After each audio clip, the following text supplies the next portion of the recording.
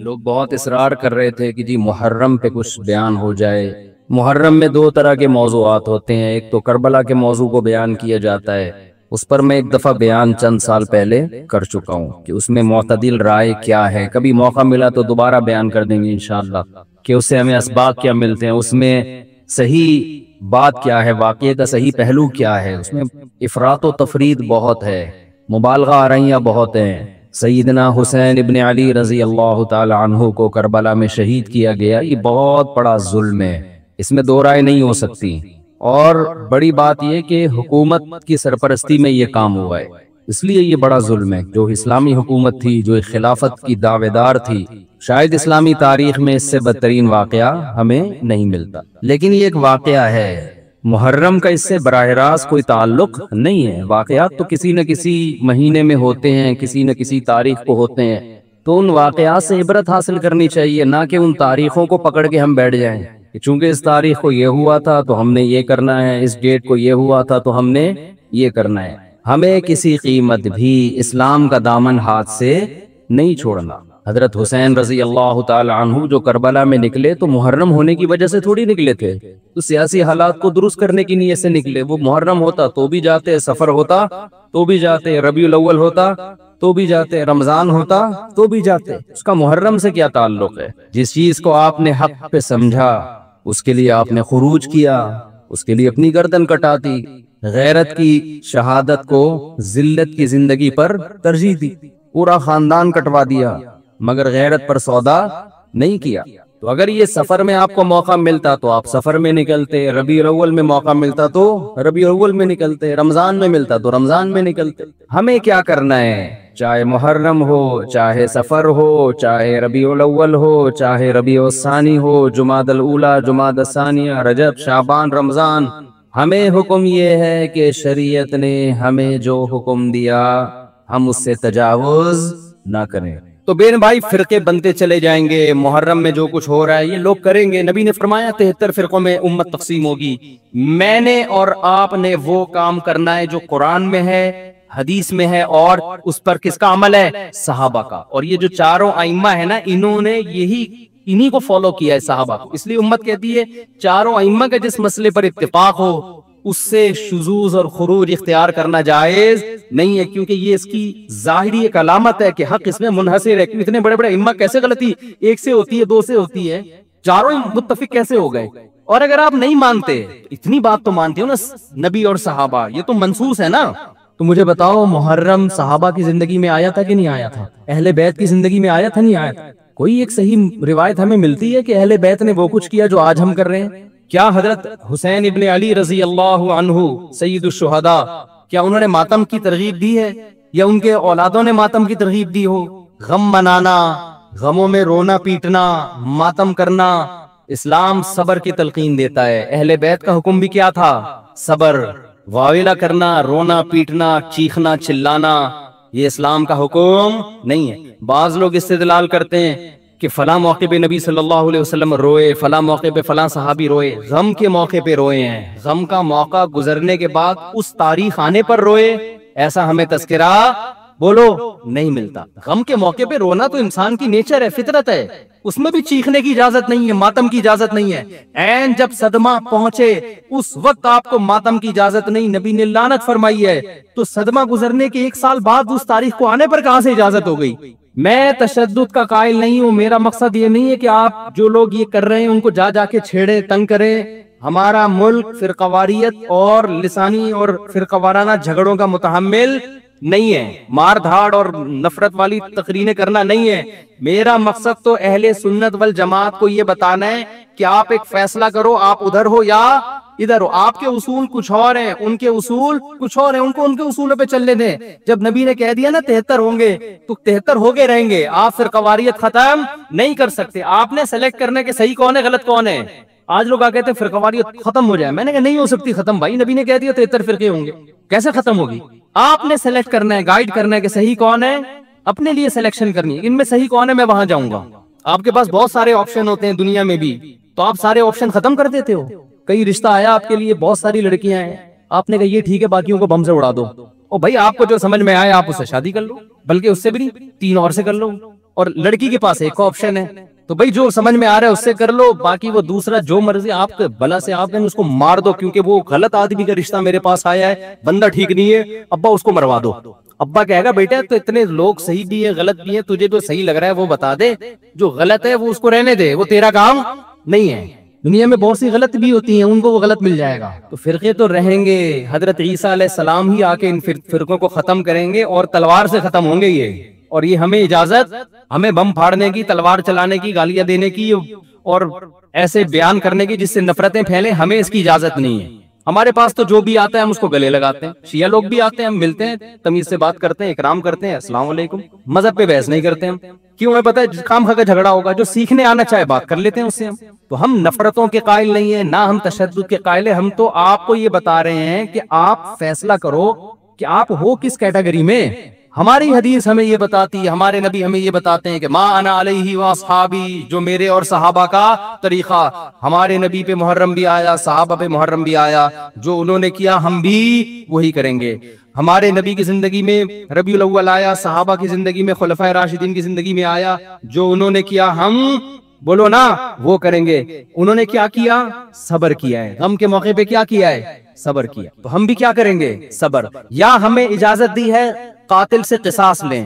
حضرت حسین کے قاتل اگر آج ہمیں مل جائیں, ہم انشاءاللہ ان کو زندہ نہیں چھوڑیں گے. جب نہیں ہے ہمارے پاس, ہمارے دور میں نہیں ہے, تو اللہ سے ہم دعا کرتے اللہ ان سے انتقام لے قیامت کے دن. حضرت حسین کے خون کا بدلہ لے اللہ ان سے, اور لے گا, اللہ کیوں چھوڑے گا. لیکن اگر ہم نے اس حدود سے تجاوز کر کے ہم نے وہ کچھ کیا جو اللہ اس کے رسول کی منشا کے خلاف ہے, تو میرے بھائی جہاں قاتلوں سے سزا لی جائے گی, اللہ ہمیں بھی نہیں چھوڑے گا. کہ یہ کون سی اہل بیت کی تعلیمات تھی جس پر تم عمل کر رہے ہو. سفید لباس ان اسلام میں پسندیدہ ہے, ٹھیک ہے, نبی نے ہر رنگ کا لباس پہنا ہے, پسند کس کو کیا, سفید. وہ محرم میں بھی پسندیدہ, وہ سفر میں بھی, وہ ربیع الاول بھی. جیسے ہی رشتہ میسر ہو, اسلام حکم دیتا ہے نکاح میں تاخیر نہ کرو, چاہے محرم ہو. محرم ہے تو سفر تک ڈیلے نہ کریں, سفر میں رشتہ ملا تو ربیع الاول تک ڈیلے نہ کریں. ویسے بھی میرے بھائی جس نے 4 شادیاں کرنی ہوں گی, وہ اگر ڈیلے کرنا شروع کر دے تو اس کی ہو گئی. پھر اسلام میں تو یہ کہ جلدی نکاح کرو, محرم میں بھی کریں. جو نہیں کر رہے ان کو چھوڑ دیں, اپنے ان کا فرقہ ہے, ان کا مسلک ہے, چھیڑے نہیں کسی کو, جا کے بحث نہ کرے. دفتروں میں بحثیں خامخواہی شروع ہو جاتی ہیں. آپ نے اپنے بارے میں فیصلہ کرنا, میں کدھر ہوں, میں کدھر کھڑا ہوں. جو کالے کپڑے پہننے دیں, نہ ان پہ طنز کریں, نہ ان پہ ہوٹنگ کریں, یہ جائز نہیں ہے. اس سے نفرتیں پیدا ہوں گی. جو کر رہا ہے کرنے دو. آپ کے بچے جب پوچھیں ابو انہوں نے کالے کپڑے پہنے, بولے بیٹا ان کا فرقہ ہے, ہم لوگ اس فرقے کے نہیں, ختم ہو گئی بات. تو ابو ہم اس فرقے, ہم کیوں نہیں ہیں بیٹا, ہم حدیث میں آتا ہے کہ ما انا علیہ واصحابی. جب بچہ آپ کا پوچھے نا تو آپ بتائیں حدیث میں آتا ہے جو میرے اور صحابہ نے, کیونکہ صحابہ نے یہ نہیں کیا تو ہم بھی نہیں کر رہے. تو بیٹا پوچھے گا پھر یہ کیوں کر رہے ہیں, تو بیٹا جو ان کا کام ہے وہ ان سے پوچھنے کا ہے, وہ مجھ سے پوچھنے کا نہیں. اب بچہ جائے گا ان سے پوچھنے کے لیے, اس کو بولیں بیٹا جب بڑے ہو جاؤ گے نا پھر جا کے پوچھنا, ابھی پوچھا تو ریپلائی بھی ہوگا, اس سے کیا پیدا ہوگا, فتنہ. تو بچے میں کھوپڑی ہوگی تو وہ اتنی بات اس کی کھوپڑی میں انشاءاللہ آ جائے گی, 2 اور 2 4 کی طرح. پھر بچہ کہے گا ہمیں کیا کرنا چاہیے, اس کو بتا دو بیٹا قرآن میں صاف طور پہ لکھا ہوا ہے کہ ہم نے بنی اسرائیل سے عہد لیا تھا کہ ان احکام کو فالو کرنا ہے. بنی اسرائیل نے ان احکام کو چھوڑ کر فرقے بنا دیے. تو بیٹا قرآن میں سورہ بقرہ میں اللہ کہہ رہا ہے ان احکام کو فالو کرو, وَاعْبُدُوا اللَّهَ, اللہ کی عبادت کرو. سمجھتے ہو بیٹا ہم نے کیا کرنا ہے, اللہ کی عبادت. ابو عبادت کیسے کرنی ہے, بیٹا 5 نمازیں پابندی سے پڑھنی ہے, ٹھیک ہے نا. زندگی میں 1 دفعہ حج کرنا ہے, بیٹا سال میں 1 دفعہ زکوٰۃ دینی ہے, اس کے حکام علماء سے پوچھ لو. یہ کرنا ہے ہم نے, محرم میں بھی کرنا ہے, سفر میں بھی کرنا ہے, ربیع الاول میں بھی کرنا ہے, اور ربیع الثانی میں بھی کرنا ہے. جس کا جو حکم آتا جائے, رمضان میں روزے رکھنے, حج کے ایام میں حج کرنا ہے, وہ اللہ نے ڈیٹیں ہمیں بتا دی. ابا محرم میں کیا کرنا ہے, بیٹا محرم میں 9 10 یا 10 11 کا روزہ رکھنا ہے, اور زیادہ روزے رکھ سکتے ہو تو سبحان اللہ. حدیث میں آتا ہے سب سے زیادہ رمضان کے بعد روزوں کا ثواب کس مہینے میں ملتا ہے, محرم میں ملتا ہے. بیٹا ہم نے یہ کرنا ہے. سمجھ میں آ رہی ہے بات کی نہیں آ رہی, اور کیا کرنا ہے, اور اس سے بولو قرآن میں اللہ کہتا ہے وَلَا تُشْرِكُوا بِهِ شَيْئًا, اللہ کی عبادت کرنی ہے, اس کے ساتھ کسی کو شریک نہیں, پکارنا نہیں ہے صرف یا اللہ مدد, نہ یا علی مدد, نہ یا غوث آدم مدد, نہ یا رسول اللہ مدد. یہ سارے نعرے بیٹا ہم لوگوں کے بولو نہیں. اچھا ابو فلاں نے فلاں کتاب میں لکھا ہے کہ یا رسول اللہ مدد, تو دائرے اسلام سے خارج ہے. بیٹا کون دائرے میں داخل ہے کون خارج ہے, یہ تیرا ہیڈیک, کیونکہ بچے نے اس کو لے کے پھر وہ فتوے دینا چاہیے. بیٹا اس کو چھوڑ دے اپنے حال پہ, میں جو تو نے کرنے کے کام ہے وہ میں تجھے بتا رہا ہوں. وہی ہے نا ایک آدمی رات کو تہجد میں اٹھ کے دعا مانگ رہا تھا، اے اللہ سارے لوگ سو رہے ہیں میں اکیلا جاگا ہوا ہوں، اس عمل کی لاج رکھ لے، سارے لوگ خراٹے لے رہے ہیں میں اکیلا۔ لوگوں نے کہا بھائی تو اپنی باتیں بتا، ہماری برائیاں کیوں کر رہا ہے اللہ کے سامنے؟ ایک آدمی نے کمبل نکال کے بولا بھائی تو اپنا بتا نا، ہماری برائیاں ہمیں کیوں ساتھ میں گھسیٹ رہا ہے، یہ لوگ سو رہے ہیں۔ تو بیٹا یہ آپ کے کرنے کا کام ہے، باقی آپ کسی پہ فتوے کون یا رسول اللہ کہہ رہے ہیں، کون کس کا کیا مطلب ہے، چھوڑو اس بحث کو، اس میں بڑی طویل بحثیں ہیں، یہ ایسے دلدل میں پھنسو گے نکلنے کے قابل نہیں رہو۔ اچھا ابو اور کیا کرنا ہے میں نے؟ تو ان کو بتاؤ وَاعْبُدُوا اللَّهَ وَلَا تُشْرِكُوا بِهِ شَيْئًا وَبِالْوَالِدَيْنِ إِحْسَانًا۔ بیٹا ماں باپ کے ساتھ کیا کرنا ہے؟ احسان۔ کیسے احسان کرنا ہے؟ اللہ کہتے ہیں لا تقل لهما اف، ماں باپ کے سامنے اف بھی نہیں کہنا، ان کے قدموں میں جنت تلاش کرنی ہے، محبت سے ان کی پیشانی پر دیکھنے سے حج عمرے کا ثواب ملے گا۔ سب سے بڑا حق اللہ رسول کے بعد کس کا ہے؟ والدین کا۔ ابا اور کیا کرنا ہے میں نے؟ وَبِالْوَالِدَيْنِ إِحْسَانًا وَبِذِي الْقُرْبَى، بیٹا جو رشتہ جتنا قریب ہے اس سے بنا کے رکھنی۔ ماں باپ کے بعد سب سے قریبی رشتہ بھائی بہنوں کا ہے، ان سے توڑنے نہیں دیکھنا، چاہے محرم ہو چاہے سفر میں ہو، کوئی ہوٹا ہوا ہے تو اس کو جا کے کیا کر لو؟ راضی کر لو، ان پہ خرچ کرو، ہدیے دو، ان کو نذرانے دو تاکہ یہ جڑیں۔ جو رشتہ داری توڑتا ہے وہ محرم میں جو مرضی کر لے، حدیث میں آتا ہے وہ جنت میں نہیں جائے گا، چاہے وہ ربیع الاول میں جو مرضی کر لے۔ ابا اور کیا کرنا ہے؟ بیٹا رشتہ داری میں سب سے پہلا کام یہ ہے، قرآن کہتا ہے عورت کی میراث نہیں کھانا، میں مر جاؤں اپنی بہن کی وراثت اس سے پوچھے بغیر فوراً ہینڈ اوور کر دینا۔ سمجھ میں آ رہی ہے بات کی نہیں آ رہی ہے؟ فوراً کیا کر دینا؟ اس کے حوالے کر دینا میں مر جاؤں تو، ایسا نہ 20 سال تک مانگتی رہے یا آپ بولو ہم نے جہیز اتنا دے دیا تھا۔ اور بھی اس طرح کے احکام ہے جو سورۃ بقرہ میں ایک ہی جگہ اللہ نے وَقُولُوا لِلنَّاسِ حُسْنًا، جب بھی لوگوں سے بات کرنی اچھے اخلاق سے بات کرنی، تمیز سے بات کیا کرو۔ بیٹا جب تم بات کرتے ہو تو لگتا نہیں ہے کہ تم نے تمیز کہیں سے سیکھی بھی ہے، آہستہ آواز میں بات کیا کرو، دھیمے لہجے میں بات کیا کرو، یہ تو نہ کہیں تمیز سیکھی بھی نہیں ہے پھر اور بدتمیز بن جائے گا۔ تو وَقُولُوا لِلنَّاسِ حُسْنًا وَأَقِیمُوا الصَّلَاةَ، نمازوں کو پابندی سے قائم کرو، یہ ہمارا اسلام ہے جو محرم میں بھی ہے، سفر میں بھی ہے، ربیع الاول میں بھی ہے۔ اس کے علاوہ جو کچھ ہے میرے بھائی وہ ہماری اپنی اختراعات ہیں، ایجادات ہیں، اس میں اللہ کی رضا شامل نہیں ہے۔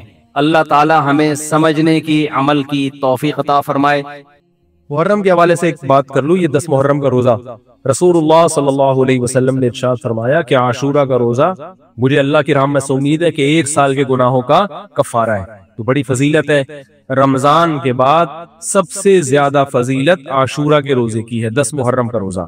سمجھ رہے ہیں؟ محرم میں ہمیں شریعت نے کیا کرنے کا حکم دیا ہے، اسلام کیا کہتا ہے؟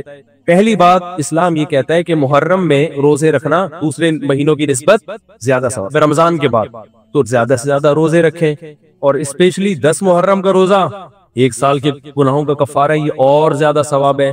پورے محرم نہیں رکھے جاتے تو کیا کرنا ہے؟ 10 محرم کا رکھنا ہے۔ حدیث میں آتا ہے کہ آپ نے حکم دیا 2 روزے ملا کے رکھو، کیونکہ یہودی جو تھے وہ 1 روزہ رکھتے تھے، صحیح ہے نا؟ تو یہودیوں سے مشابہت سے بچنے کے لیے ہمیں حکم دیا کہ اس کے ساتھ 1 اور روزہ ملائیں۔ تو علماء یہ کہتے ہیں کہ آج کل یہودی 10 محرم کا روزہ نہیں رکھتے، تو اب مشابہت ختم ہو گئی ہے۔ تو اگر کوئی 9، 10 یا 10، 11 کا رکھ لے تو اچھی بات ہے، نہیں تو صرف 10 محرم کا بھی رکھ لے تو بھی انشاءاللہ پورا ثواب ملے گا، کیونکہ اب اس میں مشابہت رہی نہیں ہے۔ سمجھ رہے ہیں کہ نہیں سمجھ رہے؟ یہ کرنے کا کام ہے۔ دوسرا کام، محرم میں گناہ دوسرے مہینوں کی نسبت زیادہ، اس کی قباحت زیادہ بڑھ جاتی ہے، کیونکہ 4 مہینے محترم ہیں، شوال، ذیقعدہ، ذیالحجہ، محرم اور رجب، یہ 4 مہینے جو ہے اسلام میں اشہر حرم کہلاتے ہیں۔ قرآن کہہ رہے فَلَا تَظْلِمُوا فِيهِنَّ أَنفُسَكُمْ، اس میں اپنی جانوں پہ ظلم مت کرو۔ یہ ماتم کرنا بھی تو ظلم ہے نا اپنی جان پہ، تو اللہ نے فرمایا ان 4 مہینوں میں اپنی جان پہ ظلم مت کرو، کسی بھی طرح سے ظلم ہو، جسمانی ظلم ہو، روحانی ظلم ہو۔ جسمانی ظلم ماتم کر کے بھی ہو سکتا ہے، اور انگاروں پہ چل کے بھی ہو سکتا ہے، اپنے آپ کو پیٹ کے بھی ہو سکتا ہے۔ روحانی ظلم کیا ہے؟ گناہ کر کا، تو نہ گناہ کرنے کی اجازت، نہ کسی اور طرح سے۔ عام مہینوں میں بھی ظلم کی اجازت نہیں ہے، نہ اپنے اوپر اور نہ کسی اور پر، تو ان 4 مہینوں میں ظلم کی نوعیت بڑھ جاتی ہے۔ سمجھ رہے؟ یہ ایک محرم کی فضیلت ہے اسلام میں۔ اور تیسری فضیلت جو محرم کی، جو بعض روایات سے ثابت ہے، یعنی جو فضیلت تو نہیں کہیں گے اس کو جو محرم میں کرنے کا کام ہے، وہ بعض حدیث میں آتا ہے کہ آپ صلی اللہ علیہ وسلم نے ارشاد فرمایا کہ عاشورہ کے دن اپنے اہل و عیال پر دسترخوان کو وسعت دو، اس سے رزق میں برکت ہوتی ہے۔ لیکن یہ جو حدیث ہے یہ ضعیف ہے، سند کے لحاظ سے پاورفل اور مضبوط نہیں۔ بعض علماء نے کہا کہ اس کثرت طرق کی وجہ سے حسن کے درجے کو پہنچ گئی ہے۔ ہمارے ہی بعض اکابر علماء کی رائے ہے، علماء جو بر صغیر کے علماء، بڑے بڑے علماء ہیں، میں نام نہیں ذکر کرتا لیکن بہت بڑی اپر لیول کے علماء ہیں، ان کی رائے یہ ہے کہ یہ ضعیف اتنی ضعیف نہیں ہے کہ بالکل ہی مسترد کر دی جائے، ٹھیک ہے نا، اور تعدد طرق کی وجہ سے درجہ حسن کو پہنچ گئی ہے۔ علامہ ابن تیمیہ رحمہ اللہ تعالی، جن کو سعودی عرب میں بہت فالو کیا جاتا ہے، ان کی رائے اور سلفی علماء کی رائے جو سعودی عرب کے العثیمین، بن باز وغیرہ تھے، ان کی رائے یہ کہ یہ حدیث بالکل صحیح نہیں ہے اور اس کی کوئی حیثیت نہیں ہے کہ دسترخوان کو وسیع کیا جائے اور عاشورہ کے دن کھانا کھلایا جائے۔ سمجھ رہے کہ نہیں سمجھ رہے؟ لیکن جو دوسری طرف معتدل علماء، معتدل سے مراد میں ان کو برا نہیں کہہ رہا، لیکن وہ انہوں نے حدیث کی جو اگر آپ سندوں کی تحقیق کریں گے تو اس کو بالکل من گھڑت قرار دینا درست نہیں ہے۔ اگر سندوں کی تحقیق کریں گے تو ایسا معلوم ہوتا ہے کہ علامہ ابن تیمیہ رحمہ اللہ تعالی جو ہمارے لیے قابل احترام ہے، انہوں نے اس حدیث کو رد کرنے میں تھوڑا مبالغہ سے کام کیا، غلو کیا۔ ایسا نہیں ہے کہ بالکل ہی اس کی کوئی ویلیو نہیں ہے، تو ضعیف روایتیں ہیں لیکن کثرت طرق کی وجہ سے درجہ حسن کو پہنچ گئی ہے۔ سمجھ رہے کہ نہیں سمجھ رہے؟ اس وجہ سے بعض علماء کی رائے، بلکہ اکثر، بلکہ جمہور کی رائے یہی ہے کہ محرم میں اگر کوئی اپنے بچوں کو جمع کر کے اچھا کھانا کھلا دیتا ہے 10 محرم کو، اور یہ حلیم شاید یہی سے نکلا ہے، شاید یہی سے نکلا ہے کہ یوں اچھا کھانا ہو جائے گا، تو وہ کہتے ہیں کوئی حرج نہیں ہے۔ لیکن ایک بات جو دوسرے علماء کہتے ہیں، جو میری بھی سمجھ میں آتا ہے، بلکہ میں نے پہلے کہیں پڑھا تو نہیں، میرا دماغ اس طرف گیا، لیکن اس کی تائید میں علماء کے فتاوی مل گئے۔ دیکھو، اگر کوئی حدیث ضعیف ہو یا حسن ہو تو صرف حسن ہونا کافی نہیں ہے، یہ دیکھا جائے گا کہ یہ دوسری صحیح حدیثوں سے ٹکرا تو نہیں رہی ہے۔ یہ بھی فقہ کا اصول ہے کہ اگر ایک کمزور چیز ہے لیکن وہ طاقتور دلیل سے ٹکرا رہی ہے تو پھر اس کمزور چیز کو بالکل رد کیا جائے گا۔ تو عاشورہ کے دن روزہ رکھنے کا حکم ہے، یہ بالکل بخاری مسلم کی صحیح حدیث سے ثابت ہے، اور جو کھانا کھلانے والی روایت ہے وہ اس ٹکر کی نہیں، اس کو تو ابن تیمیہ جیسے محقق نے بالکل ہی کالعدم قرار دے دیا، بعض عرب علماء نے بھی بالکل کالعدم قرار دے دیا، اگرچہ ہماری رائے ہے کہ بالکل کالعدم نہیں ہے، لیکن بہرحال اس میں محدثین کا بڑا اختلاف ہوا ہے۔ جبکہ روزہ رکھنے والی جو روایات ہیں وہ بالکل بے غبار ہیں، ان کو سب صحیح مانتے ہیں۔ تو کھانا کھلانا اور روزہ جمع، بولو بھائی، نہیں ہو سکتا، اس لیے کہ اگر وہ روزے کا دن ہے تو کھانے کا دن نہیں ہے، کھانے کا دن ہے تو روزے کا نہیں۔ ابن تیمیہ رحمہ اللہ تعالیٰ کی رائے یہ ہے کہ بعض لوگوں نے شیعہ کی مخالفت میں غلو کیا ہے، شیعہ نے اس دن کو چونکہ منحوس بنا دیا 10 محرم کو، تو انہوں نے مخالفت میں اس دن کو ایک سیلیبریٹ کرنے کے لیے نا کھانا کھلانے کا حکم دے دیا کہ ہم منحوس نہیں سمجھتے بلکہ اس کا کیا کریں گے، اپوزٹ کے کھاؤ اور کھلاؤ۔ تو انہوں نے کہا یہ بھی غلو ہوا ہے دوسری طرف، بھائی منحوس نہیں ہے، مبارک ہے ہماری نظر میں، لیکن اتنا مبارک کہ اس میں کھانا کھلانا اور یعنی عید والا عنصر، کھانا کھلانا تو عید کے دن ہوتا ہے نا، تو عید نہیں ہے بہرحال۔ تو یہ بھی بڑی جاندار بات، اگرچہ یہ عقلی دلیل ہے مگر یہ ایسی نہیں ہے کہ بالکل اس کو کالعدم قرار دے دیا جائے۔ تو اب علماء نے دونوں حدیثوں کو تطبیق کی کوشش کی، علماء نے کہ بھئی کھانا بھی کھلاؤ اور روزہ بھی رکھو، افطاری میں کھلا دو، سحری اور افطاری میں۔ تو بات یہ ہے کہ افطاری میں اگر آپ کھلائیں گے تو وہ 11 محرم شروع ہو چکی ہوگی، وہ 10 محرم بولو بھائی نہیں رہے گی۔ دوسرا سحری میں جو کھلانے کا مسئلہ ہے نا، سحری میں، تو سحری میں جب ہم کوئی کہتے ہیں نا فلاں دن یہ کام کرنا ہے، فلاں دن، تو اس سے لغت میں جو ذہن میں متبادر ہوتا ہے نا وہ دن کا وقت ہے، وہ 3:30 پونے 4 کا وقت نہیں ہوتا۔ یہی وجہ ہے کہ جو لوگ اس حدیث پر عمل کرتے ہیں عاشورہ والی، وہ دن میں کھانا کھلاتے ہیں، دوپہر کے ٹائم لنچ کرتے ہیں۔ وہ افطاری میں تو ویسے ہی دسترخوان وسیع ہوتا ہے بھوک کی وجہ سے، ارے بابا وہ تو ویسے ہی بچوں کو جب روزہ رکھا ہوا ہے تو اچھا کھلاؤ، سحری اچھی کراؤ، اور افطاری وہ تو ویسے ہی بھوک کی وجہ سے، رمضان میں دیکھو نا کیسے کھلے دسترخوان ہوتے ہیں۔ تو میں نے بڑی کوشش کی دونوں حدیثوں کو جمع کریں، لیکن تکلف کے بغیر یہ ممکن نہیں ہے۔ تو فقہ کا ایک اصول ہے کہ جب کوئی بے غبار صحیح حدیث ہوتی ہے اور اس سے ایک اصول ثابت ہو رہا ہے تو اس کے مقابلے میں اگر کمزور روایت آئے گی جو اس سے ٹکرا رہی ہوگی تو اس کمزور روایت کو، اگرچہ وہ موضوع من گھڑت نہیں ہے لیکن اس کمزور کو اس صحیح حدیث کی مخالفت کی وجہ سے بولو بھائی رد کر دیا جائے۔ اس لیے میرا نالائق کا موقف یہ ہے، میں بہت نالائق ہوں، میں اتنی بڑی بڑی باتیں کرتا نہیں ہوں، لیکن ساڑی عقلچ یہ چیز آندھی نہیں ہے کہ بھئی جو روزے کا دن ہے وہ بھوکے پیاسے رہنے کا دن ہے، وہ کھانے کھلانے کا نہیں ہے۔ افطاری میں تو ویسے ہی کھاؤ بھی کھلاؤ بھی، تو اور اس کا نقصان یہ بھی ہوتا ہے کہ لوگوں نے اس کھانا کھلانے کے چکر میں روزے چھوڑ دیے ہیں. سمجھ رہے ہیں؟ جب حلیم پکے گا تو کون روزہ رکھے گا بھائی؟ ساری رات گھوٹا لگے گا حلیم کا کہ کل دسترخوان وسیع کرنا ہے, تو پھر روزہ گیا, وہ تو دل لینے گیا روزہ, کون رکھے گا روزہ؟ تو وہ حدیث, صحیح حدیث کی بالکل اس میں ٹائٹ قسم کی مخالفت ہو رہی ہے, ٹھیک ہے نا. نالائق کی رائے, پھر بھی اگر کوئی دوسرے علماء کی رائے کو فالو کرتا ہے تو کھائے بھی کھلائے بھی. میں کہتا ہوں جو مضبوط چیز ہے اس کو لینا چاہیے, جو کمزور چیز ہے اس کو چھوڑ دینا چاہیے. ہمارے حضرت مفتی رشید احمد صاحب رحمہ اللہ ایک بات کہتے تھے کہ جہاں کھانا کھلانے کی حدیث آئے گی نا, وہاں مسلمان اس کو لے ہی لے گا. کھانے پینے کی جہاں بات آئے گی مسلمان کیا کرتا ہے؟ وہ کہتا ہے بھائی یہ صحیح ہے, یہ بالکل صحیح حدیث ہے, ٹھیک ہے نا. وہ کیا کرتا ہے, جن علماء کی تحقیق ہے وہ تو تحقیق سے کہہ رہے ہیں, لیکن عام پبلک کی عادت یہ ہوتی ہے کہ فتویٰ بھی اسی کا فالو کریں گے جہاں کھلانے کا تذکرہ. تو اب ہمارے کہتے ہیں جہاں کھانا کھلانے کی بات آئی مسلمان کہتے ہیں بس یہ بالکل صحیح بخاری کی طرز پر, یہ بخاری کی شرط پر ہے. تو بھائی بھوکا رہنا عبادت ہے, بھوکا رہنا سنت ہے. بچوں کو تو ویسے ہی کھلاؤ, عاشورہ ہو یا نہیں ہو, اور سحری افطاری کرا دو اچھی سی, روزہ رکھواؤ. اور جو بالکل چھوٹے بچے ہیں تو ویسے ہی کھاتے ہیں. اس لیے, اور پھر اس کا نقصان کیا ہو رہا ہے, حلیم کے گھوٹے لگ رہے ہیں پوری پوری رات بیٹھ, اس کے الگ نقصانات ہیں, سبیلیں لگ رہی ہیں. حضرت حسین رضی اللہ تعالیٰ عنہ تو کربلا میں شدید گرمی میں بھوکے اور پیاسے اپنی جان دیتے ہیں, اور یہاں ہم کیا کر رہے ہیں, کھانا کھا رہے ہیں, دیگیں پکا رہے ہیں, شربت پی رہے ہیں. تو یہ بات عقل میں آنے والی نہیں ہے. اور عاشورہ کے دن کی مناسبت سے روزہ ہی ہے, روزہ رکھنے کا دن ہے. اللہ تعالیٰ عمل کی توفیق عطا فرمائے. وما علینا الا البلاغ. نبی نے کیا فرمایا, جس نے خواہشات کو اپنا ہدف بنایا کہ میں یہ خواہش, یہ خواہش, یہ خواہش, یہ بھی ہو جائے, یہ بھی ہو جائے, تو آپ نے کیا فرمایا, کیا اس کی خواہشات پوری ہو جائیں گی؟ کیا وہ خوشیوں میں آ جائے گا؟ نا نا نا نا نا نا. یہ پیغمبر کہہ رہے ہیں, اللہ کے سچے پیغمبر, وہ کبھی بھی خوشیوں میں نہیں آئے گا. فرمایا اس کو کیا سزا ملے گی؟ جعل اللہ من کانت الدنیا ہمہ جعل اللہ فقرہ بین عینیہ. دولت کے پیچھے بھاگے گا نا تو اللہ اس کے سامنے فقر و فاقہ کا خوف رکھ دیں گے. سمجھ رہے ہو؟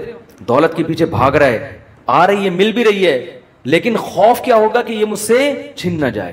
اس بات کی ٹینشن, یار یہ ختم نہ ہو جائے, یار یہ چھن نہ جائے, یار کوئی کاروبار کو نقصان نہ ہو جائے. بڑے بڑے کروڑ پتی فیکٹریوں کے مالک آتے ہیں, کہتے ہیں کہ لاشعوری سا خوف ہمیں ستاتا ہے. دنیا کی ہر نعمت ان کے پاس, مگر دماغ میں نا کہہ رہے ہیں ہمیں خود بھی نہیں پتا ہم ڈر کس چیز سے رہے ہیں, لیکن سکون نہیں ہے.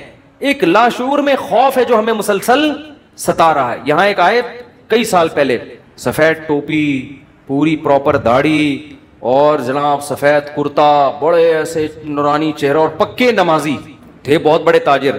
مجھے کہنے لگے مفتی صاحب میں ایک دل کی بات آپ سے شیئر کرنا چاہتا ہوں. میں نے کہا جی. کہنے میں نماز بھی پڑھتا ہوں, روزے بھی رکھتا ہوں, اہل اللہ کی صحبت میں بھی بیٹھتا ہوں, اور لیکن پتہ نہیں میرے دل میں سکون نہیں ہے, میرے دل میں سکون نہیں ہے. میں نے کہا آپ فیکٹری کے مالک ہیں, کوئی پرابلم ہے تو بتائیں. کہہ رہے نہیں کوئی پرابلم بھی نہیں ہے. میں نے کہا آپ کے ساتھ بے سکونی پتہ ہے کیا ہے؟ میں جانتا ہوں آپ کی بے سکونی, آپ کو یہ ڈر ہے کہ اس فیکٹری کا کوئی نقصان نہ ہو جائے. جیسی زندگی ابھی ہے پتہ نہیں یہ ہمیشہ ویسی رہے گی بھی یا نہیں رہے گی. تو نماز تو آپ نے پڑھ لی, آپ نے زکاتیں بھی دے دیں, آپ نے روزے بھی رکھ لیے, لیکن یہ جو لاشعور میں خوف ہے نا, اس خوف کا کوئی ازالہ کرنے والا نہیں ہے. کیونکہ آپ کو پتہ ہے یہ شیورٹی, یہ گارنٹی کوئی بھی نہیں لے سکتا کہ تمہیں نقصان کبھی بھی نہیں ہو سکتا. کیونکہ آپ نے اپنی زندگی میں دیکھا ہے بڑے بڑے کاروبار چلتے ہوئے ٹھپ ہو جاتے ہیں, لوگ روڈ پہ آ جاتے ہیں.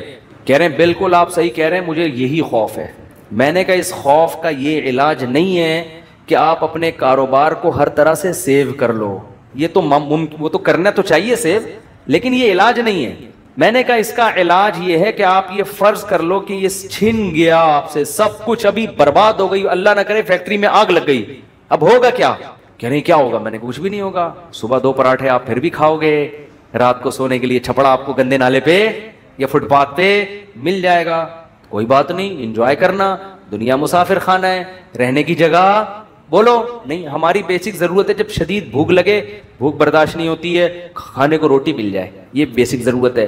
نیند آئے تو سونے کے لیے جگہ مل جائے. یہ نیند ایسی عجیب چیز ہے, آپ اگر نہیں سونا, ایک وقت آتا ہے کہ آپ بچو گے بھی نا تو کانٹوں پہ بھی نیند آ جائے گی آپ کو. اب جیسے میرے ساتھ ہوتا ہے نا, نیند نہیں ہو رہی, ایک وقت جب بہت زیادہ جمع ہو جاتی ہے, پھر ہم نہیں بھی سونا چاہ رہے ہوتے ہیں, سو رہے ہوتے ہیں. میں ایک دفعہ سفر میں آ رہا تھا, بڑا لمبا بس کا سفر تھا, سونے کا ٹائم ہی نہیں ملا. تو جب ہم سکھر تک پہنچے نا, تو پرانی بات ہے 20-25 سال پرانی, تو میں ایسا سویا ہوں کبھی اس کے اوپر جا کے دھڑام سے گر رہا ہوں، وہ اٹھا رہا ہے بھائی کیا کر رہے ہیں مولوی صاحب، پھر جب ادھر کو کر دو دھڑام سے اس کے اوپر گرا، وہ کہہ رہا ہے مولوی صاحب تمیز سے بیٹھو یار، پھر ادھر میں جاگنے کی کوشش کر رہا ہوں، لیکن یہ اللہ کی رحمت ہے کہ جو چیز ضروری تھی وہ اللہ نے آپ کے اوپر مسلط کر دی.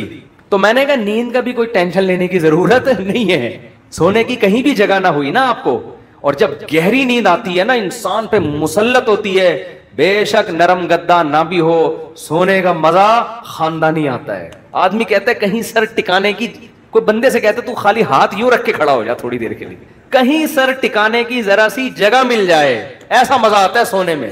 وہ جو سبزی والا جو میرے پیسے لے کے بھاگا تھا نا، وہ ٹھیلے پہ سوتا تھا رات کو، وہ رات کو ٹھیلے پہ سوتا تھا، اس کو سکون تھا نا، اس کی سکون نہیں تھا اصل میں، وہ تھک اتنا جاتا تھا نا فراڈ کر کر کے ادھر سے پیسے، تو رات کو آ کے اب اس کو جگہ نہیں ملی تو میں نے کئی دفعہ دیکھا ٹھیلے پہ سو رہا ہے. مزدور لوگوں کو دیکھ لو نا آپ، جہاں جگہ ملے سو جاتے ہیں وہ. تو میں نے ان سے کہا کہ ٹینشن لینے کا نہیں ہے، آپ کی بیسک ضرورت نیند ہے، وہ آ جائے گی، کہیں بھی آ جائے گی، بیٹھے بیٹھے سو جاؤ گے. اور کھانے کی ضرورت اتنا رزق اللہ انشاءاللہ آپ کو دے دے گا. اور شدید بھوک میں تو میرے بھائی دال میں بھی وہ مزہ آتا ہے جو ایک مالدار کو قورمے بریانی میں آتا ہے. شدید بھوک لگ رہی ہو نا، دال کھانے کا اپنا مزہ. میں نے کہا دال مل جائے گی. پھر کہنے لگے بیوی بچوں کا کیا ہوگا جب اتنی غربت ہوگی، خطرہ ہوگا تو بھاگ جائیں گے. میں نے کہا جو خود سے بھاگے اسے بھاگنے دو ٹھیک ہے نا، جو خود سے بھاگے اسے کوئی ٹینشن. مسافر خانہ ہے نا بھائی. نیک بیوی تو وہ ہوتی ہے جو آپ کی شریک حیات ہے، جب دولت تھی اس وقت بھی ساتھ، جب غربت تھی اس وقت بھی ساتھ. تو اگر غربت میں وہ بھاگ گئی، بولو اے اللہ اچھا ہوا تو نے زندگی میں ہی جان چھڑا دی. کیا خیال ہے؟ اور میں نے کہا جب دوبارہ پیسہ آئے تو پھر اس کو لے کے نہ ہو، بولو اب وہیں رہو. اب کیا کرنا ہے وہیں رہو. غیرت مند آدمی تھوڑی ایسی چیزیں پالتا ہے. لیکن تو میں نے کہا بھاگتا بھاگتا کوئی ہے نہیں آج کل، لیکن اگر بھاگ گئی ٹینشن نہیں، مسافر خانہ ہے، ویسے بھی مر جاتے تو قبر میں دفنا کے آ جاتی وہ. تو کوئی ٹینشن نہ لو میرے بھائی، کسی چیز کی ٹینشن لینے کا بالکل بھی نہیں ہے. ہم مسافر خانہ ہے. ہماری فیکٹریوں کو اللہ نہ کرے آگ نہ بھی لگے تو بھی تو مرنا ہے نا. ارے فیکٹری تم نہیں مرے، فیکٹری مر گئی ہے زیادہ اچھا ہے. اس سے بہتر کہ تم مر جاتے اور فیکٹری بچ جاتی. کوئی فرشتہ آئے اور کہے اللہ نے مجھے حکم دیا ہے اس کی فیکٹری کو آگ لگوا دو، لیکن اس کو آپشن دے دو کہ تو مرے تیری فیکٹری کو مار دیں. آدمی کہتا ہے بھائی مزدوروں سمیت مار دے اس پوری فیکٹری مجھے بچا لو. یہی ہوگا نا، مجھے بچا لو. تو ان کو تھوڑا سکون ہے. میں نے کہا آپ کا مسئلہ یہ ہے کہ آپ نماز پڑھتے ہیں، علماء کے پاس بھی بیٹھتے ہیں، مگر آپ نے دل میں دنیا کی محبت کے گٹر ابل رہے ہیں آپ کے. ہمارے حضرت فرمایا کرتے تھے بہت سے لوگ ایسے ہیں بڑی بڑی داڑیاں، تہجد گزار اور جناب بڑے ہر بات پہ درود شریف، لیکن دل میں دنیا کی محبت کے گٹر پالے ہوئے ابل رہے ہیں. یہ ایسے جیسے اللہ کی محبت کے چشمے ابلتے ہیں نا، تو دنیا کی محبت کے چشمے نہیں ابلتے، گندگی کے گٹر ہیں جو ابلتے ہیں. تو کہتے ہیں ان کے دل میں گندگی نہیں ہے، گندگی کے دنیا کی محبت کی جو ایک گٹر ہے نا، گٹر، وہ گٹر ابل رہے ہیں. جس کو یہ مثال سمجھ میں نہ آتی ہو بارشوں میں ہماری گلی کو آگے دیکھ لیا کرے گٹر کیسے ابلتے ہیں، تو وہ پتہ چل جائے گا کہ یہ ہے جو گند نکلا ہوا ہے. اس گند کو نکالو. کیا کہا پیغمبر نے ہود علیہ السلام نے اپنی قوم سے، صالح علیہ السلام نے اپنی قوم سے، تتخذون مصانع لعلکم تخلدون. اے میری قوم تم گھر اتنے مضبوط بناتے ہو جیسے تم نے ہمیشہ رہنا ہے، اتنا پیسہ ان دیواروں میں کیوں پھونک رہے ہو؟ حالانکہ وہ حلال پیسوں سے گھر بنا رہے تھے بھائی، حرام سے تھوڑی بنا رہے تھے، حرام سے نہیں بنا رہے. پھر بھی پیغمبر اعتراض کر رہے ہیں کہ موت کو بھول گئے ہو تم، اتنا سریا بنیادوں میں ڈالا جا رہا ہے. لوگ بتا رہے تھے ہم نے یہ سریا ڈالا. میں کہتا ہوں اپنی ہڈیوں میں تو کیلشیم ہے نہیں تمہارے، پہلے اپنی ہڈیوں میں سریا ڈالو بھائی. ہڈیاں بوسیدہ ہو رہی ہیں، کھوکھلی ہو رہی ہیں، اور مکان کی مضبوطی پہ انسان فخر کر رہا ہے. تو نکالو اس گٹر کو، ویسے جھٹک دو. ہمارے حضرت ایک ذکر بتایا کرتے تھے کہ رات کو نا تنہائی میں بیٹھ کے یہ ذکر کیا کریں. یہ ذکر حدیث سے ثابت نہیں ہے، صرف ٹریننگ کے لیے ہے، ٹریننگ کے لیے، اپنی اصلاح کے لیے. اس لیے اس کو سنت سمجھنا جائز نہیں ہے. وہ ذکر کرواتے تھے، بہت سے اکابر کرواتے ہیں یہ کہ لا الہ الا اللہ. لا الہ میں کیا کرنا ہے؟ گردن یہاں لے کے جانی ہے. لا الہ کوئی معبود نہیں، یہ تصور کر رہے ہیں دل سے اللہ کے علاوہ سب چیزیں نکل رہی ہیں، نکال کے باہر پھینک رہا ہوں. اس تصور کا نا بڑا اثر پڑتا ہے دل کے اوپر. لا الہ سب نکال کے بحریہ ٹاؤن نکالو سب سے پہلے اس میں سے. ہاں بحریہ، آپ کو نہیں پتا بحریہ ٹاؤن کا، آپ باہر سے آئے نا. ہمارے ہاں وہ کامیاب ہے جو بحریہ ٹاؤن ہے، اور وہ ناکام ہے جو بحریہ ٹاؤن نہیں ہے. تو ہمارے ہاں جنت الفردوس میں ریاض ملک ہے جس کا بحریہ ٹاؤن ہے. یہ جنت جو دنیا میں باتیں کرتے ہیں لوگ اب اس کو نہیں مانتے، کہتے ہیں بھائی تیرے پلاٹ کتنے ہیں. تو لا الہ کا مطلب نکالو دل سے، کوئی نہیں ہے جو گند بھرا ہوا ہے نا، دکان، پلاٹ، جائیدادیں، جاگیریں، جدھر دل اٹکا ہوا ہے، میرا بزنس، میرا کاروبار، میرا پلاٹ، میرا یہ سب میرا میرا کر کے، جو میری گاڑی، یہ سب فضول چیزوں کو لا الہ میں تصور کر کے نکلو. حالانکہ اس وقت ہمارے پاس ڈھیلا بھی نہیں تھا ہم تو خود طالب علم تھے، لیکن کہتے تھے نکالو دل سے. رات کو 100 دفعہ نا یہ ذکر کرواتے تھے، لا الہ، سب نکال دیا، الا اللہ. پھر الا اللہ میں چوٹ مارتے تھے دل پہ، الا اللہ، صرف کون ہے؟ اللہ ہے. تو الا کل ما خلا اللہ باطل، حدیث میں آتے اللہ کے علاوہ سب باطل ہے. اس کا ہم آج کی زبان میں ترجمہ کریں گے، اللہ کے علاوہ سب بکواس ہے. سب کیا ہے؟ بکواس. اگر سب بکواس نہ ہوتا تو موسیٰ کلیم اللہ کو اللہ دنیا دیتا نا، اور فرعون کو غریب رکھتا کہ موسیٰ تو میرے ہیں تو ان کو دنیا بہت دوں گا، اور فرعون میرا دشمن ہے، اس کو کھانے پینے کے لیے روٹی، اس کی فیکٹریوں میں آگ لگاؤں گا. کیا کراؤں گا؟ فیکٹریاں تو فرعون کی چل رہی تھیں، اس کے محلات کے نیچے نہریں بہ رہی تھیں، اور موسیٰ کلیم اللہ کو فرعون غربت کے تانے دیتا تھا. ان کے پاس تو کچھ بھی نہیں ہے، شادی کرنے کے لیے تو 10 سال بکریاں چرائی ہیں انہوں نے. آپ شادی کرتے ہیں نا، اصل میں کیسے بھائی اتنے اچھے خاندان میں شادی ہوئی؟ آپ بتاتے ہیں یار ایکچولی میرا بزنس، اور وہ انہوں نے ایسا میرا اسٹیٹس دیکھا کہ خود ہی دے دی انہوں نے. اور غریب آدمی، ابے تجھے کیسے مل گئی؟ تو کیا کہہ رہا تھا؟ یار کسی کا رکشہ ادھار لے کے گیا تھا میں بتانے کے لیے. وہ بیچارہ فخر کر سکتا ہے؟ تو فرعون یہ تانے دیتا ہے موسیٰ علیہ السلام کو کہ ام انا خیر من ھذا الذی ھوا مہین، میرے پاس دولت یہ غریب. تو اس سے پتہ چلتا ہے اللہ کے علاوہ اس دنیا میں سب کچھ کیا ہے؟ بکواس. ہمارے نبی کچرے کے ڈھیر پہ صحابہ کے ساتھ گئے، ایک مری ہوئی بکری کا بچہ، سوری مری ہوئی بکری کا بچہ نہیں، بکری کا مرا ہوا بچہ، سمجھتے ہو؟ بکری کا مرا ہوا بچہ مردار ہوتا ہے نا، بو آ رہی ہوتی ہے، پھول پھٹ رہا ہوتا ہے. آپ نے صحابہ سے فرمایا کوئی ہے جو اس کو کچھ درہم میں خریدے؟ صحابہ نے کہا یا رسول اللہ اس گند کو کون خریدے گا؟ آپ نے فرمایا اللہ کی نظر میں اس دنیا کی حیثیت اس سے بھی کم ہے. جو ہم اس کو لفٹ کرا رہے ہیں نا، میرا پلاٹ، میری گاڑی، چند اصل میں یہ سمجھ میں آتی نہیں ہے.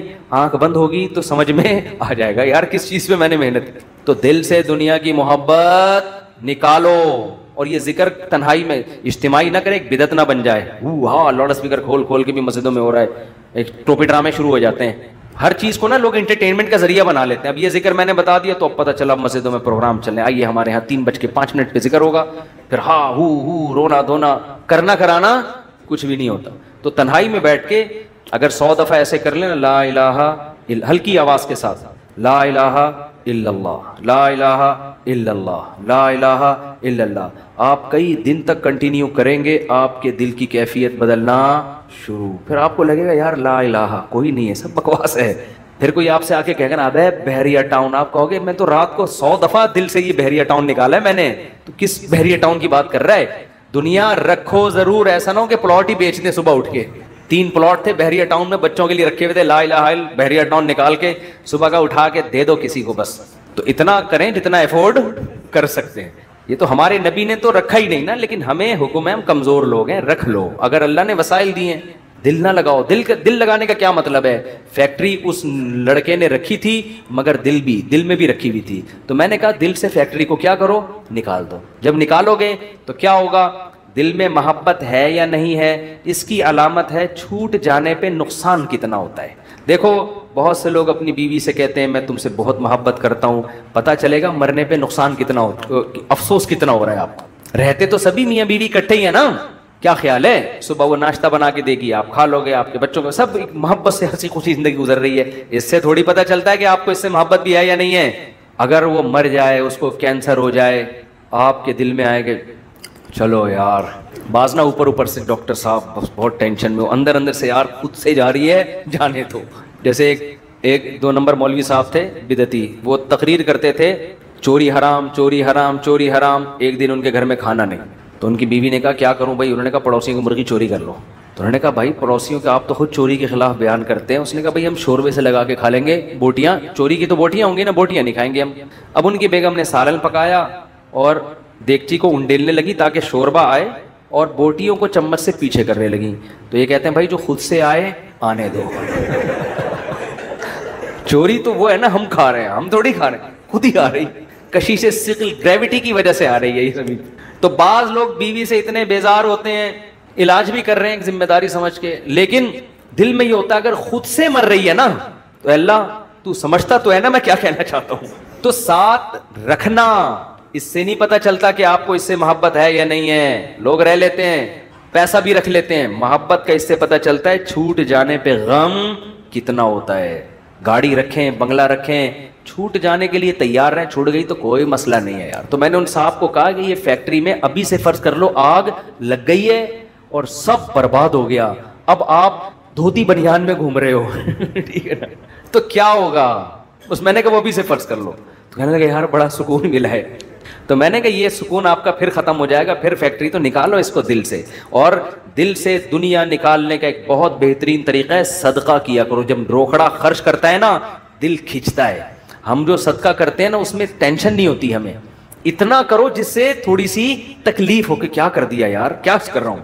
حدیث میں آتا ہے بہترین صدقہ وہ ہے کہ جب تم کرو تو تمہیں ڈر ہو کہ غریب نہ ہو جاؤں. تأمل الغنا وتخشى الفقر، اور نہ کرنے میں امید ہو کہ بڑا پیسہ بنا لوں گا. اس کنڈیشن میں جب کرو گے نا تو یہ سب سے بہترین صدقہ ہے.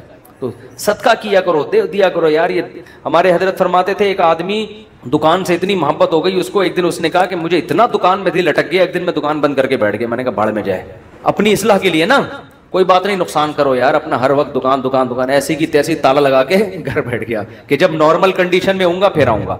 جیسے کسی کو عشق ہو جائے نا کسی سے، اب مل تو رہی نہیں ہے وہ، تو عشق میں وہ پاگل ہونا شروع ہوتا ہے.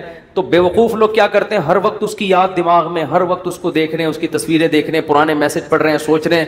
بیوقوف یہ کرتے ہیں. عقل مند کیا کرتا ہے، لعنت بھیجو یار صحیح ہے نا، نمبر ہی بلاک کر دو ایسی کی تیسی. اور جب یہ کیفیات ختم ہو جائیں گی پھر دیکھوں گا شادی ہو گئی نہیں ہوگی، دوبارہ ٹرائی کر کے کوشش کروں گا.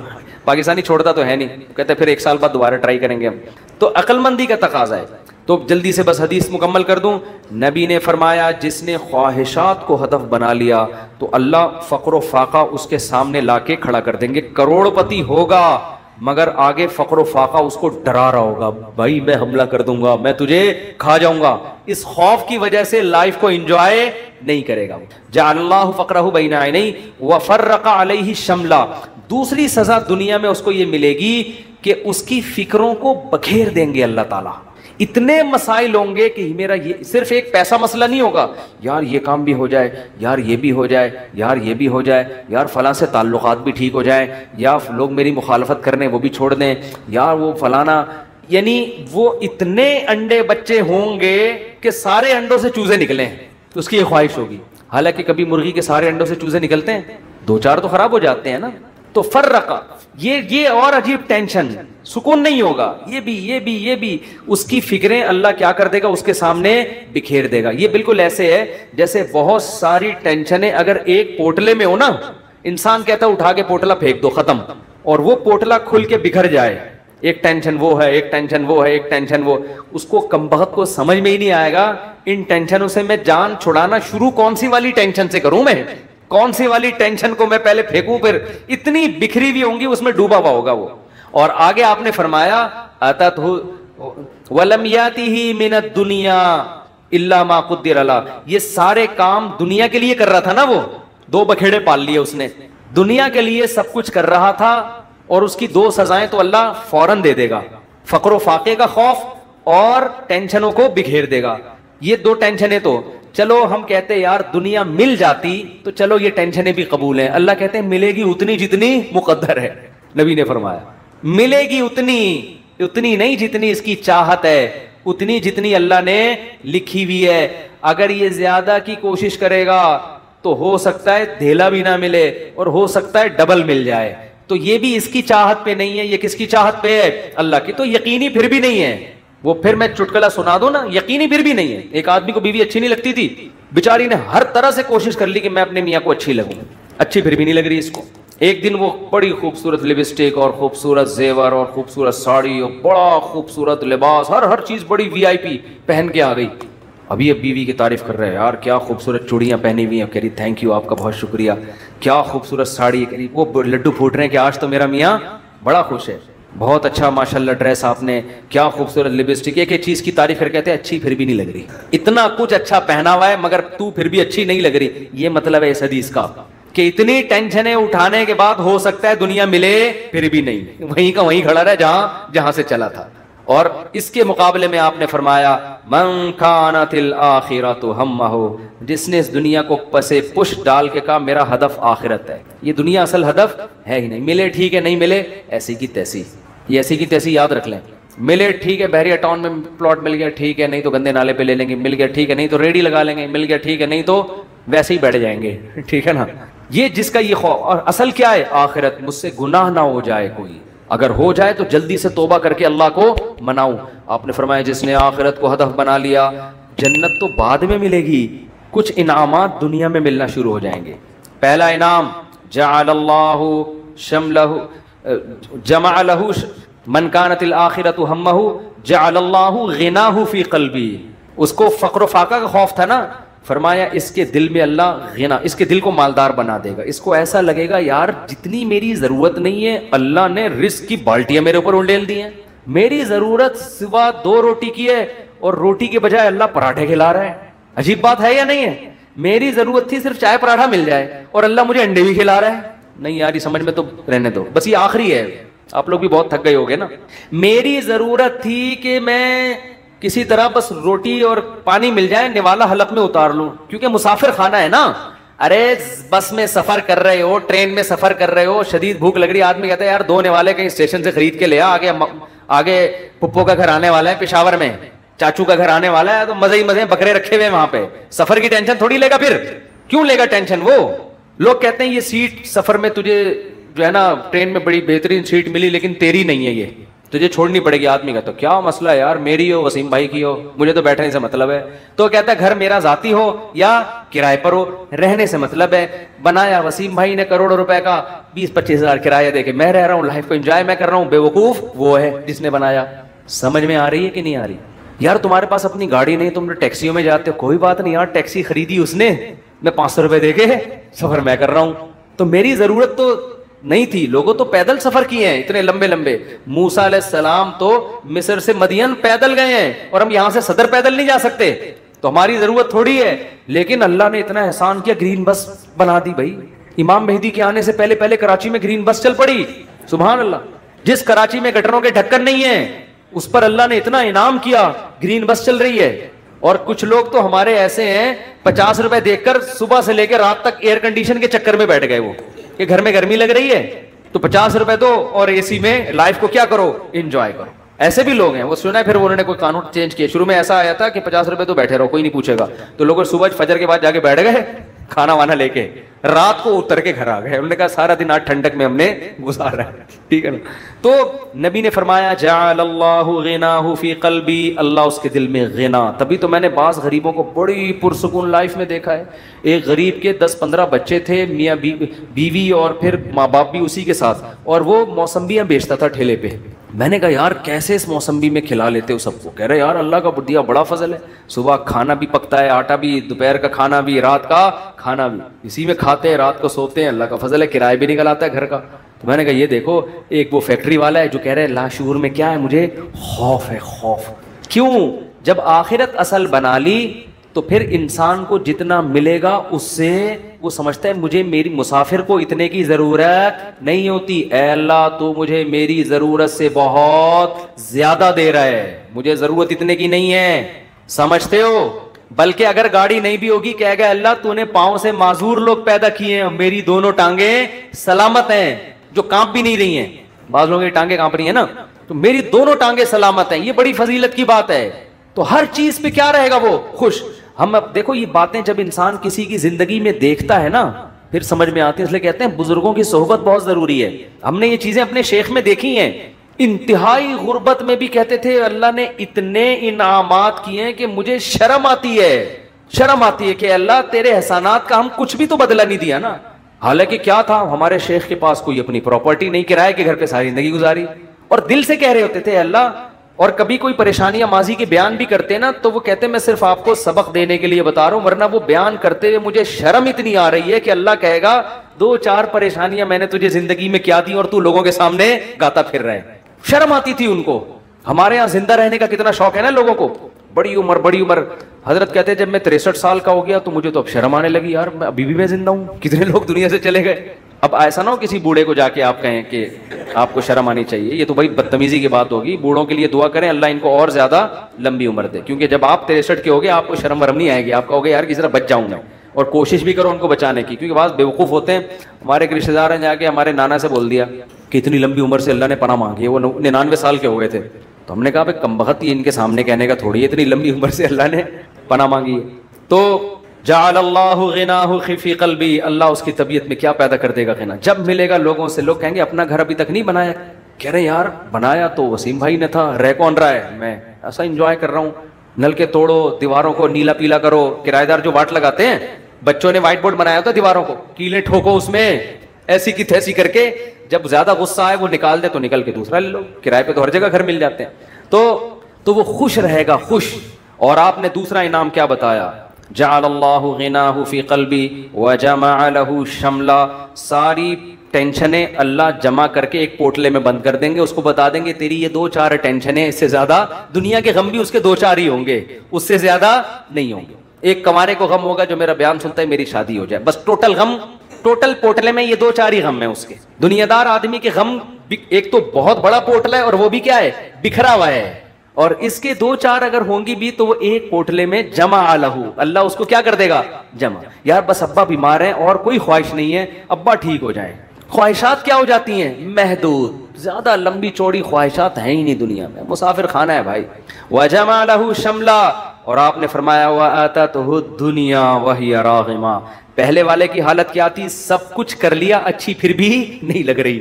وہی تھا نا، ملا پھر بھی نہیں. فرمایا اس کے پیچھے دنیا آئے گی، ناک رگڑتے ہوئے ذلیل ہو کے آئے گی، یہ دنیا کو لفٹ نہیں کرائے گا. اس حدیث کا مطلب سمجھنا ہے نا. اہل اللہ کی زندگیاں دیکھو، ہم نے دیکھی ہیں.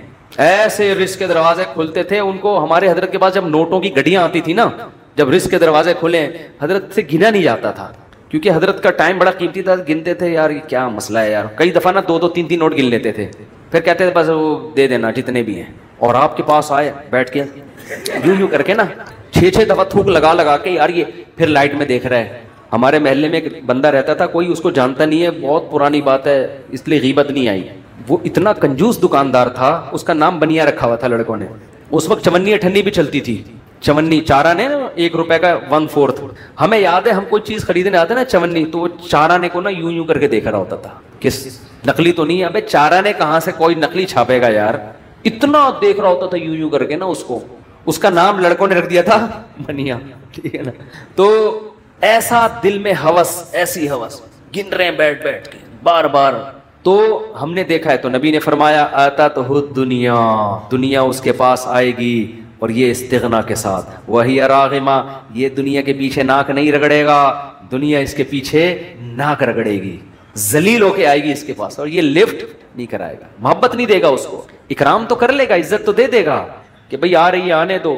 محبت نہیں کرے گا اس سے. بھائی ہم فانا چیزوں سے دل نہیں لگاتے. پلاٹ مل گیا ہے بحریہ ٹاؤن میں، اچھی بات ہے ماشاءاللہ. نہیں ملا کوئی بات نہیں، اور مل گیا زیادہ تھوڑی دل لگانا ہے اس کو لفٹ تھوڑی کرانی ہے زیادہ. ہر وقت اسی پر آپ کو پتہ ہے میرے 3 پلاٹ ہیں بحریہ ٹاؤن میں، آپ کو پتہ ہے میرا گھر بن گیا ہے، آپ کو پتہ ہے یہ ہے، آپ کو پتہ ہے وہ ہے. ہر وقت پاگلوں کی طرح چیخ رہے ہوتے ہیں. تو اس لیے دل کا سکون چاہتے ہو تو اس دنیا کو دل سے جھٹک کے نکال دو، ایسی کی تیسی. صحیح ہے. اور ہدف کس کو بناؤ؟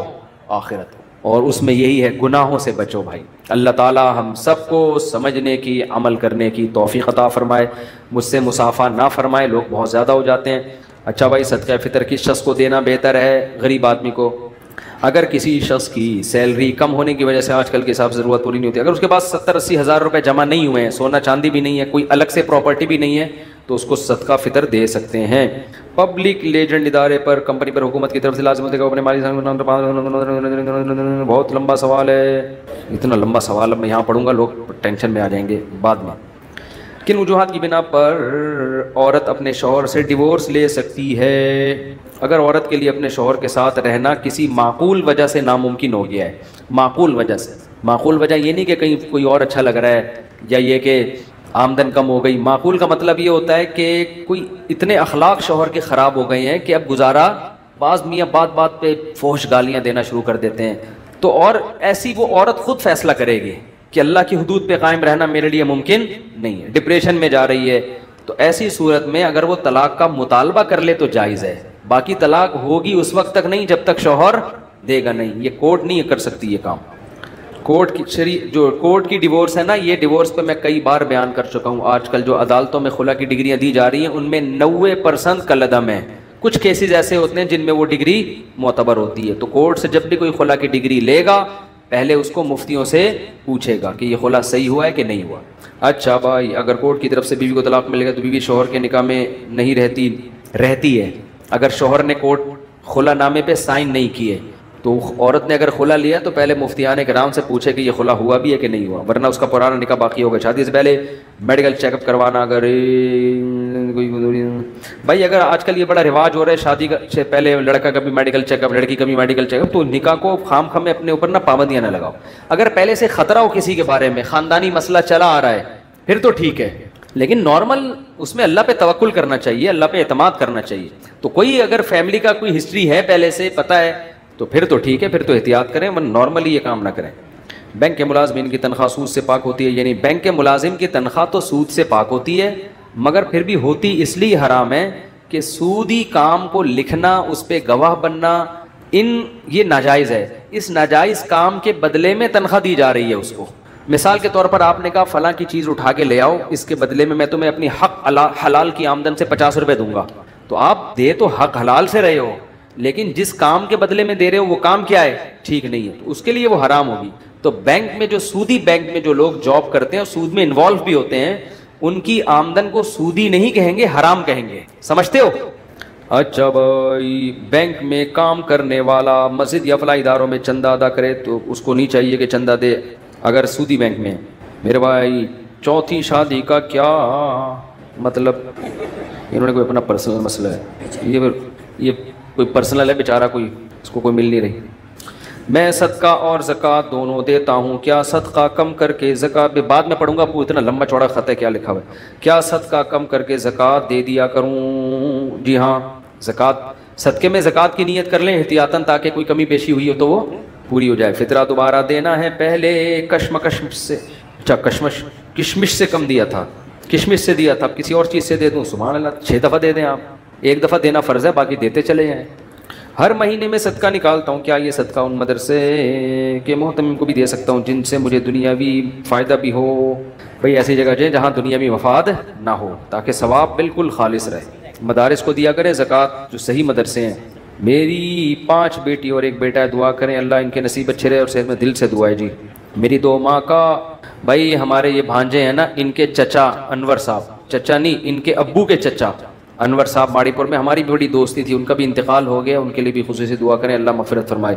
میرا 2 ماہ کا بھتیجا بیمار ہے، رات بھر روتا ہے، دعا کریں اللہ تعالیٰ شفا دے. دل سے دعا ہے جی. دیکھو مائیں کو بچے جب تنگ کرتے ہیں نا، روتے ہیں، ٹینشن دیتے ہیں، تو ماں مایوس نہ ہوا کرے، اس پہ بہت اجر ملتا ہے. مسلمان ماں جب بچہ پالتی ہے نا تو اپنی اولاد سمجھ کے تو پالے، اللہ کی مخلوق سمجھ کے پالے. علماء کہتے ہیں ایک ایک قطرہ جو دودھ پلاتی ہے نا ماں، ہر گھونٹ پہ اللہ ماں کو نیکیاں دیتا ہے، ہر گھونٹ. حالت حمل میں عورت کی موت ہو جائے تو یہ شہادت ہے. کیوں؟ اس نے اللہ کی مخلوق کو پیٹ میں اٹھایا تھا جننے کے لیے، اور یہ اس کی موت کا ذریعہ بنی. تو ہمارے نبی نے تو اس پہ بڑے فضائل سنائے ہیں. آج عورتیں مصیبت پیدا ہو گیا، کم بخت اور کم ٹینشن تھی، ایک عذاب بھی، اور پھر منہ کے ابا کو ڈانٹ رہی ہوتی ہیں. ایک پہلے ٹینشن کم تھی، ایک عذاب پھلتر کی طرح لگا دیا، اس کو پکڑا نہیں، پکڑ اس کو. اور پھر بچوں کو ڈائلاگ، تیرے منہ توڑ دوں، تیرے دانت توڑ دوں، اللہ کرے تیری زبان کاٹ دوں میں، ایسے کہہ رہی ہوتی ہے نا. اللہ کرتا ہے، میرا دل چاہتا ہے کہ تیری زبان کاٹ دوں میں، تیرا گلا دبا کے تجھے مار دوں. پھر بچہ پھر لگائیں گے تھپڑ، وہ اور چیخے گا، پھر اور تھپڑ لگائیں گے اور چیخے گا، پھر کہیں گے کم بخت رک تو رہا نہیں ہے. پھر کوشش کریں گی پیار کرنے کی، اس طرح چپ ہو جا. تو بچے ہوتے ہیں غیر مقلد، حقیقت ہے. وہ کیا کہتے ہیں، دلیل سمجھنے کی طاقت ہوتی نہیں ہے اور مانگتے کیا ہیں؟ دلیل. ان کو آپ شرافت سے کوئی بات سمجھاؤ، ان کی کھوپڑی میں نہیں آتا. وہ بس وہی ہے کہ ہمارے حضرت فرمایا کرتے تھے کہ انسان شروع میں غیر مقلد ہوتے ہیں، بچہ جب ہوتا ہے پھر وہ دیوبندی بنتا ہے جب بڑا ہوتا ہے. دیوبندی میں یہ ہوتا ہے کہ ہاں بھائی ہمیں تو اللہ نے علم نہیں دیا، لیکن تھوڑا اس میں یہ کرنٹ ہوتا ہے کہ بھئی ہم ایسا مقلد بھی نہیں بننا کہ بس جو مرضی بولتا رہے، ایسے بدعتوں میں بھی نہیں آنا. پھر جب عمر زیادہ ہوتی ہے تو پھر وہ براڈ مائنڈ، اب سب ٹھیک ہے جانے دو یار، تو وہ کیا بن جاتا ہے؟ وہ بریلوی بن جاتا ہے. پھر کہتا ہے یار یہ بھی 40واں بھی ٹھیک ہے، تیجا بھی ٹھیک ہے. یعنی وقت کے ساتھ ساتھ نا اس کا ظرف تو کرنٹ کم ہونا شروع ہوتا ہے اور ظرف بڑا ہونا. وہ پھر کہتا ہے جوڑ پیدا کرو یار, وہ بھی ٹھیک ہے اور یہ بھی ٹھیک. شروع میں کرنٹ بہت ہوتا ہے. تو بچے بھی ایسے ہی ہوتے ہیں, مانتے نہیں کسی کی بات. تو ماؤں کو چاہیے یہ جو بچوں کی ٹینشن ہے یہ ثواب کی چیز ہے. اللہ آپ کے گناہ معاف کر رہا ہے. بچے نمازوں میں تنگ کرتے ہیں, نماز نہیں پڑھنے دیتے.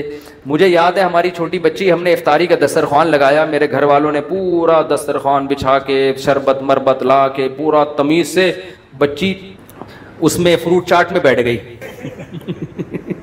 وہ دیکھ ہی, چھوٹی بچی تھی, وہ دیکھ ہی نہیں رہی کہ پیچھے وہ سمجھ رہی کرسی ہے. اب ماؤں کو تو غصہ آتا ہے نا, ہمیں ہنسی آتی ہے. ہمیں تو بچوں فروٹ چاٹ میں وہ مزہ نہیں ہے جو بچوں کی ایسی حرکتوں میں مزہ ہے. لیکن عورتیں کہتی ہیں مرد پالتے نہیں ہے نا, ان کو یار ہے, جب پال کے دیکھو تو پتہ چلے گا. تو لیکن جو ٹینشن بچے دیتے ہیں بھائی, اس ٹینشن میں ثواب ملتا ہے, گناہ معاف ہوتے ہیں. نماز میں تنگ کر رہے ہیں, پڑھتے رہے نماز, ان کو گھومنے دیں دائیں بائیں, جو مرضی کر رہے ہیں کرنے دیں. تو چھوٹے چھوٹے, کل ہماری وہ چھوٹی بچی نہیں چھٹانکی جس کی میں نے زیارت کرائی تھی, اذان ہوئی فجر کی, ایک دم اس نے ہاتھ اٹھا لیا نا, ایسا اچھا لگ رہا ہوتا ہے. پھر اس نے دیکھا بھائی سب دوپٹہ لے لیتے ہیں, تو سر پہ ہاتھ رکھ لیا, اس نے ایسے ہاتھ رکھ لیا یوں. تو بچوں کو تو جو بڑوں کو دیکھتے ہیں وہ کرتے ہیں. یہی تو بچوں کی رونق ہے گھر کے اندر.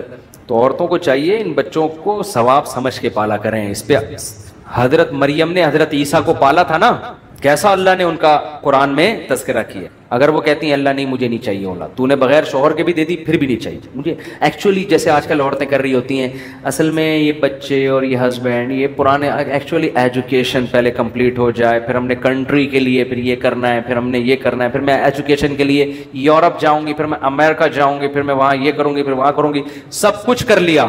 اب مجھے فون کرتی ہیں کوئی رشتہ ہی نہیں کر رہا.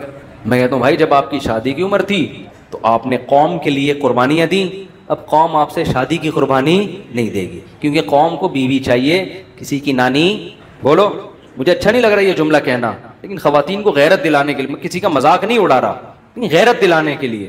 اب بیچاری کسی کی عمر زیادہ ہو گئی ہے تو بھی کر لینی چاہیے شادی اس سے, لیکن لڑکے کہاں کرتے ہیں. مرد سب سے پہلے بیوی میں, عورت میں اٹریکشن دیکھتا ہے, کہہ رہا ہے ایجوکیشن بھی ہے وہ دوسرے درجے میں, اور یہ اس کو حق بھی ہے, اس کو اللہ نے منع تھوڑی کیا ہے.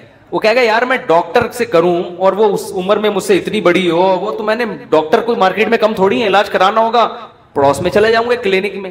لیکن میڈیا یہ بات عورتوں کو سمجھا نہیں رہا ہے. لڑکی کے لیے سب سے پہلے اس کا گھر بسانے کی فکر کرو, ایجوکیشن بھی کراؤ مگر وہ اس کے بعد ہے. تو یہی مسئلہ ہو رہا ہے آج کل. مغرب کی مغرب افطار کے 10 منٹ بعد ہوتی ہے. کیا آپ صلی اللہ علیہ وسلم صحابہ کرام میں بھی یہ عمل تھا؟ ہم نے سنا ہے کہ جو لوگ مکروہ ہو جاتی ہے. بھائی ایسا ہی ہوتا تھا. اب ظاہر ہے کچھ افطار نبی صلی اللہ علیہ وسلم نے حکم تو نہیں دیا نا کہ فوراً ایک کھجور کھاتے ہی نماز پڑھ لو.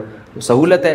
اس میں 2 طریقے ہو سکتے ہیں, یا تو ایک کھجور سے افطار ہو اور فوراً مغرب کی نماز ہو, پھر جا کے آپ کھانا کھا لیں. بعض علاقوں میں یہ طریقہ رائج ہے, بعض گاؤں دیہاتوں میں ہم نے دیکھا ہے مسجد میں ہی لوگ آتے ہیں, کھجور کھایا, نماز پڑھے اور پتلی گلی سے نکل لیے. اور دوسرا طریقہ پھر یہ ہے کہ افطار میں تھوڑا ٹائم دیا جائے, کیونکہ کرتے ہی نہ ادھر کا رہتا ہے نہ ادھر کا رہتا ہے. یار 5 منٹ کا ٹائم دیا, 2 نوالے لیے اور ایسے دسترخوان کو نا حسرت سے دیکھتا ہوا جا رہا ہوتا ہے کہ یار کیا کر رہی ہے میرے ساتھ ظلم. اس چکر میں لوگ جماعت کی نمازیں چھوڑ دیتے ہیں. تو 10-15 منٹ میں کمر سیدھی ہو جاتی ہے انسان کی, یہ فائدہ ہوتا ہے اس کو.